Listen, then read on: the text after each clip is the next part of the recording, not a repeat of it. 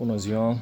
Am cumpărat de la Ideal Bebe un cărucior Kindercraft Trick 3 acum 2 ani jumate și am descoperit o problemă foarte rușinoasă din partea Ideal Bebe. Nu știu dacă Ideal Bebe le fabrică, dacă nu furnizorul, să schimbe furnizorul, problema lor. O să vă arăt imediat. De asemenea o să vorbesc și în engleză, să știe cât mai multă lume. Hello, I buy this kids carrot from Ideal Bebe from Romania. This is Kindercraft Trick 3 and I find the problem to the rear wheels. I will show you in several minutes which is the problem. Very shame for Ideal Bebe or his provider, the Kindercraft. Deci aici, în partea din spate, la roțile mari, intră un pin de plastic care blochează roata să nu iasă afară, să nu cadă roata, să scadă bebelușul din cărucior. La fel și din partea aceasta altă.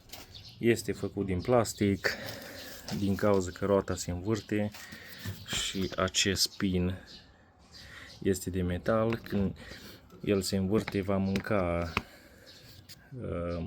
blocatorul de plastic și la un moment dat, după un timp, va cădea roata singură și noi era să o pățim să cadă bebelușul.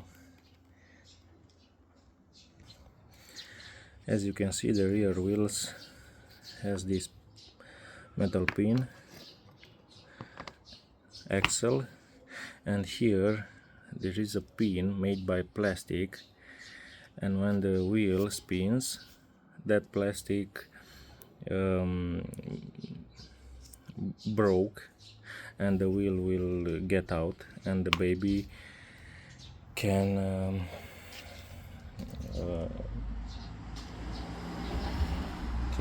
lose and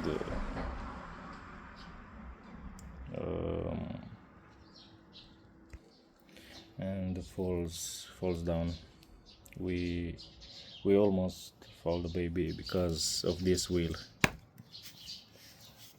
that pin of plastic which is also here. Ca și continuare, vă spun că l-am făcut din aluminiu. Uitați aici, și astea, și cele de aluminiu s-au ros. Uitați în ce hal s-au ros și a ieșit roata afară. Acesta nu știu de ce nu s-a ros. Probabil a intrat mai bine și s-a ros doar o parte. Nu a apucat încă. Dar iarăși cade roata, iese afară. Acum am făcut unul din metal, din oțel. Ăsta nu mai are cum să se mănânce. Eventual dacă se mănâncă axul roții, nu știu, ăsta e. Am cumpărat eu ceva mai, de-abia l-am pilit cu flexul, de-abia să ia din el materialul și sper să nu mai avem niciodată problema aceasta.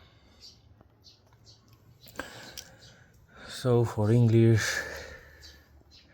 I made 2 pins for aluminium, made by aluminium, which also has the same problem as plastic. After a while, the metal axle from the wheel will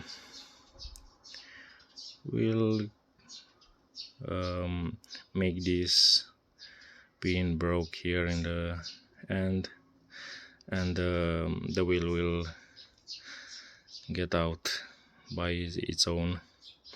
I made one